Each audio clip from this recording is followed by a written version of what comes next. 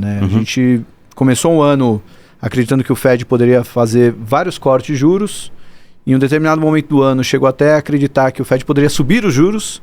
E agora o Fed, se muito, vai cortar os juros uma vez, mas talvez a taxa de juros americana deve ficar parada aí até o final do ano. E isso impacta, obviamente, bancos centrais no mundo todo. Como é que vocês estão posicionados? Como é que está a cabeça de vocês para isso? Eu acho que antes de falar de posicionamento, talvez seja interessante dar um passo atrás, né? E parar para pensar um pouco por que está todo mundo com essa fixação tão grande, os mercados estão fixando tão forte no o que vai acontecer com o Banco Central. Por que o Banco Central americano é tão importante, de repente? A história básica, no fundo, é o seguinte: esse é o Banco Central que imprime a moeda reserva do mundo. E ele, basicamente, que é o dólar, né? Quando todo mundo está com receio de alguma coisa, você quer o quê? Você quer dólar, né? Então, esse é o Banco Central que imprime dólar. E mais do que isso, ele determina a taxa de juros em dólar, que é o custo de oportunidade de qualquer ativo financeiro ou não no mundo inteiro. Então, quando o custo de oportunidade de um ativo sai de zero, como estava, né, pré a subida toda de juros lá até o começo de 22, e vai para 5,25, né, toda a precificação de tudo no mundo inteiro tem que mudar. Essa é a chamada taxa livre de risco. Né? Então, a maneira de pensar sobre como você precifica um ativo é: eu pego a taxa livre de risco e pergunto quanto de prêmio cada determinado ativo tem que ter acima disso. Se essa taxa sobe muito, né, o preço dos outros ativos todos tem que mexer. E o que aconteceu? A gente teve um episódio onde a taxa de juros essencialmente ficou próxima a zero desde 2008 até basicamente o começo de 22, né? E de repente ela subiu para 5,25. Então isso gerou uma reprecificação de ativos muito significativa. E agora a perspectiva que tem é basicamente, a pergunta é: mas será que ela se vai continuar nesse patamar e vai cair quanto?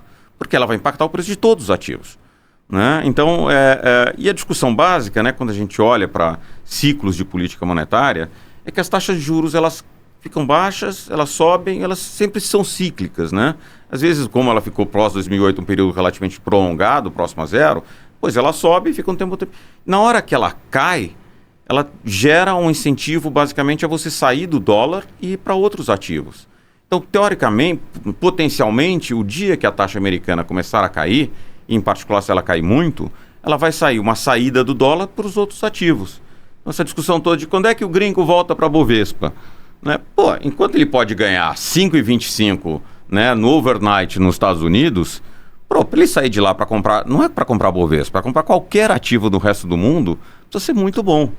Por outro lado, se a taxa de juros, né, acordamos e descobrimos que o Fed vai cortar 200 basis points em 3 meses. Pô, a taxa de juros vai sair de lá, vai para baixo, vai sair um monte de dinheiro, vai para... Então, assim, tem sido muito importante, né, o fato do Banco Central americano ser o Banco Central que está, né, no meio do sistema financeiro mundial e que ele se moveu muito, muito rápido. E a taxa de juros lá, para padrões históricos americanos, ela está alta. Então, enquanto ela continuar alta, ela vai continuar segurando a liquidez em dólar. E não Então, assim, é super importante entender isso aqui. É por isso que isso está no meio de todas as discussões, né? Dito isso, o que a gente está vendo para os Estados Unidos? A gente está vendo uma situação onde, em geral, quando você sobe a taxa de juros e você aperta a política monetária, a economia responde, né? Se aperta o crédito, a economia desacelera, o desemprego sobe, ela começa a perder momentum e, basicamente, isso alivia os preços. É isso o mecanismo pelo qual funciona a política monetária e consegue trazer a inflação para baixo, né? Ocorre que, dessa vez, ela está demorando muito mais do que no passado ela demorava. Em geral, você fala assim: olha, a política monetária americana, ela funciona, né, com alguma coisa como uns 2 anos, né, sei lá, 1 ano e meio a 2 anos, às vezes talvez um pouco mais, de atraso, ou seja, o tempo entre você subir a taxa de juros e afetar a inflação. Dessa vez a gente já subiu essa taxa de juros desde 2022, ela já está num patamar alto, né, mais de 1 ano, a última vez que subiu, na verdade quase 1 ano, né, vai fazer aniversário essa taxa, porque a última subida foi em julho do ano passado, né? A taxa de juros real de curto prazo, a taxa de juros de 2 anos nos Estados Unidos está em torno de 2,7. Isso é uma taxa de juros muito alta para os Estados Unidos. E, no entanto, a economia não tem respondido, né? Então, isso cria a perspectiva que está acontecendo alguma coisa diferente dessa vez do que aconteceu das outras vezes e que basicamente cria uma incerteza grande sobre quando é que vai cair e se vai cair e quanto vai cair.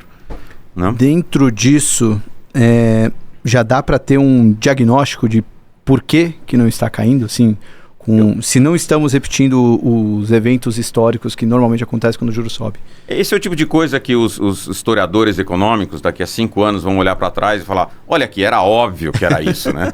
Mas quando você está no meio é muito mais difícil você não começar vivendo aquele momento identificar. Há algumas hipóteses, né, sobre por que o mecanismo de transmissão da política monetária, que é o nome técnico para isso, né, está tendo uma potência muito menor em afetar a economia americana.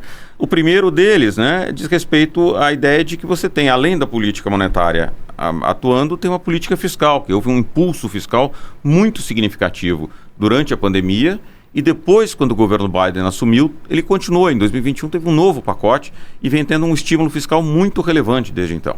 Então isso é como se dissesse o seguinte, olha, eu estou apertando aqui as condições de crédito para as famílias tomarem crédito, mas as famílias têm uma poupança acumulada do dinheiro que foi repassado às famílias durante esse período, que elas continuam consumindo.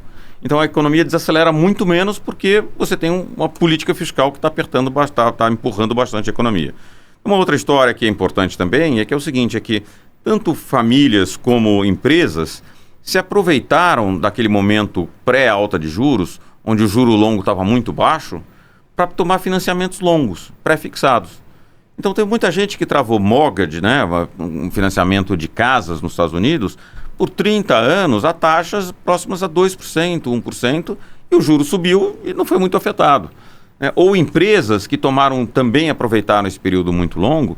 E aí o que acontece? Quando você tem muito, né, parcelas de empréstimos pré-fixados, na verdade você sobe a taxa de juros e demora muito mais para você impactar o custo do crédito e fazer com que você tenha uma desaceleração, seja de investimento, seja de consumo, investimento pelas empresas, seja de consumo pelas famílias.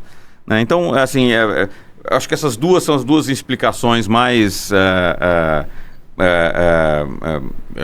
correntes, né, de por que isso aconteceu e ia levando uma terceira vertente, tá, que é mais exploratória, dado que é difícil de você mensurar, é a ideia de que você está tendo um momento onde a taxa de juros neutra nos Estados Unidos ela subiu, né? E o que significa isso? Quando você determina qual é a taxa de juros que você está, se pergunta, ela está restritiva ou ela não está?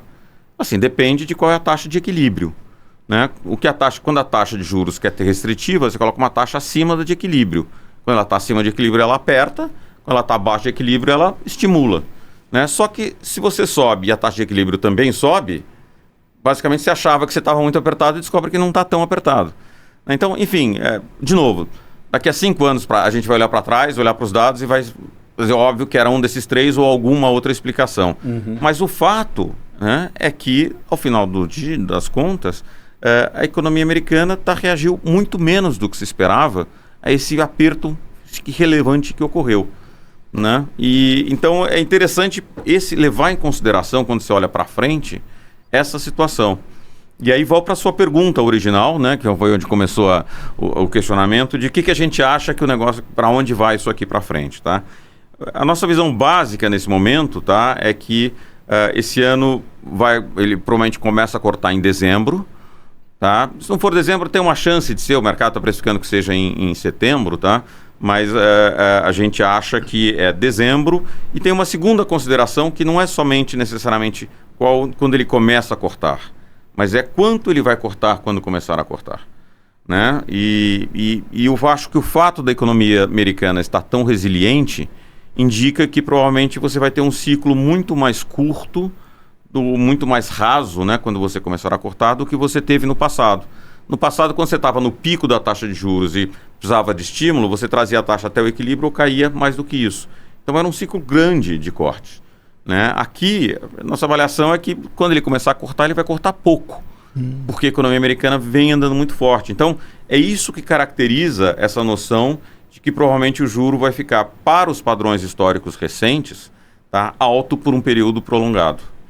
Né? Então, quando você diz alto, é alto mais perto de 5? Não, assim, a avaliação que a gente tem, né, é um alto 4 ou acima. Quando você fala assim, no final do ano que vem, quando ele cortar tudo, aonde que ele vai estar? Ele vai sair do 5,25 e vai para quanto? Nossa avaliação ele vai começar mais tarde e quando cortar, vai cortar igual. O mercado está precificando que vai alguma coisa até 3,75 por volta disso hoje em dia, tá? Mas a gente acha que provavelmente é menos do que isso. Tá? Então, é interessante a gente pensar em termos de paradigmas, tá? A gente sempre gosta muito de olhar para a história, né? Que eu acho que é um guia. Sabe que a história não se repete, mas ela rima, né? Como é o famoso ditado, né? E aí eu acho que é interessante, tem um paper que o Jefferson, que é o Vice Chairman do Fed, fez um discurso em fevereiro, né? E ele se perguntava, né, esse ciclo aqui provavelmente ele é parecido com que ciclo anterior? E quais eram as condições que existiam para você cortar a taxa de juros? Ele partia do princípio que a taxa de juros está no pico, ou seja, que a taxa de juros não vai voltar a subir porque ela já está restritiva o suficiente. E aí ele se perguntava, nos últimos 6 ciclos, o que aconteceu quando a gente começou a cortar a taxa de juros? A inflação tem que ter convergido, estar convergindo para a meta e tem que ter uma desaceleração da atividade econômica, o desemprego tem que estar subindo. Né? E aí ele nota, é curioso, que em 5 desses 6 ciclos, né, houve uma desaceleração bastante pronunciada da atividade econômica e com uma marcada elevação da taxa de desemprego. E isso marcou o início da queda do ciclo de taxa de juros, né? O ciclo foi um ciclo bastante profundo. Mas teve um ciclo onde, na verdade, a atividade não desacelerou tanto e o desemprego não subiu tanto, mas a inflação ficou muito bem comportada. Então ele cortou a taxa de juros, mas cortou pouco, que foi o ciclo de 1995. Né? E eu acho que a gente é interessante pensar sobre isso porque tem alguns elementos parecidos, né, com o que aconteceu ali. Ali, essencialmente, em 94, o Fed tinha subido a taxa de juros de 3% para 6%. Foi uma subida muito relevante num período relativamente curto. E aí, ao longo de 95, ele falou, bom, agora já subi muito, vou precisar começar a cortar. Fez um corte, esperou um tempo, na verdade fez mais 2 cortes e parou o juro em 5,25 e acabou ficando parado por quase 3 anos. Ele acabou subindo o juro no começo de 97 em 25 basis points, mas ele ficou parado. Só foi mexer o juro para baixo de novo na crise do LTCM em 98, meados de 98. Então, ali é um ciclo, né, onde o Alan Blinder, que é um sujeito, um professor americano que faz ciclos de datação de política monetária, tem um livro muito interessante sobre a história de política monetária e fiscal recente nos Estados Unidos, mas aquele ciclo é o que ele chama da aterrissagem suave e perfeita.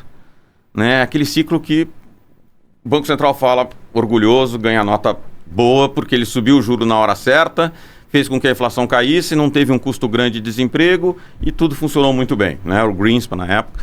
E esse episódio é exatamente essa. É que é uma história onde a inflação caiu, mas a atividade não desacelerou muito. E como ela desacelerou muito, a economia não pede corte de juros.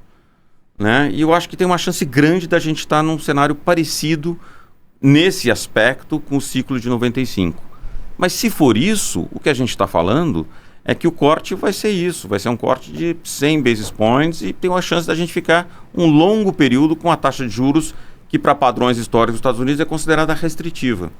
Só para explorar um pouquinho mais essa coincidência histórica, pelo que você está me explicando, então o juro não caiu tanto, mas foi bom, porque a economia estava forte. Exato. Então, qual que é a reação assim, no mercado para isso? Isso é interessante, né? Para os Estados Unidos é muito bom, porque basicamente você está com uma economia muito saudável, que está crescendo bem, sem pressões inflacionárias, então não é uma economia que pede corte de taxa de juros. Né? E ela consegue funcionar bem com aquela taxa de juros. Foi um período onde a Bolsa Americana subiu bastante. Tinha um elemento ali que, a paralelos com o momento atual também, que ali era quando estava começando todo o movimento das bolhas do dot-com. Né? E foi um período de grande ganho de produtividade na economia americana também. Né? Então, para a Bolsa foi muito bom, para o dólar ele ficou relativamente forte. A ponta longa da curva americana, né, não pediu taxa de juros, ficou relativamente estável e um pouco mais para cima, né? E você viveu muito bem, né, nos Estados Unidos com esse período. O problema são os outros. Né? Porque isso significa que você vai ficar atraindo muito capital nos Estados Unidos porque está indo tudo bem para os Estados Unidos. Prazer, outros. Então, é um período de dólar forte, um período de juro relativamente... Tem uma coisa que são duas coisas que são muito diferentes naquela época do que agora, tá? O primeiro, acho que é esse elemento da produtividade. Claramente tinha um ganho muito relevante de produtividade na economia americana naquele período, que é uma coisa que te permite ter crescimento forte com pouca inflação. Aqui eu acho que tem muita promessa e muita discussão sobre se a inteligência artificial vai gerar esse ganho de produtividade. Assim, ele não aparece ainda nos dados de uma maneira muito relevante, mas é possível que isso... Mas acho que é pouco provável que seja na magnitude que foi naquele período. E naquele período, contrariamente ao que a gente tem agora, ali era um período de consolidação fiscal. A gente estava ali no período do governo Clinton, onde houve uma restrição fiscal muito relevante, e foi um período onde você conseguiu reduzir de uma maneira bastante expressiva a dívida americana, né? Então era um período onde a dívida devia estar pressionando menos a ponta longa americana.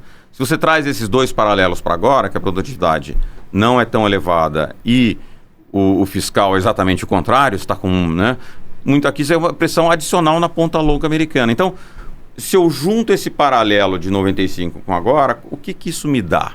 Né? Ele me dá uma situação onde a economia americana cresce de uma maneira relevante, onde você tem pressões inflacionárias mais relativamente contidas, porque você está com o juro apertado, onde você cai o juro, mas cai pouco, onde a ponta longa, pensando como 10 anos dos Estados Unidos, não cai muito e pode ser que ela suba mais, e o dólar é forte e a bolsa sobe. Né? Então, pensando em economia americana, um paradigma parecido com esse, para a economia americana é muito bom.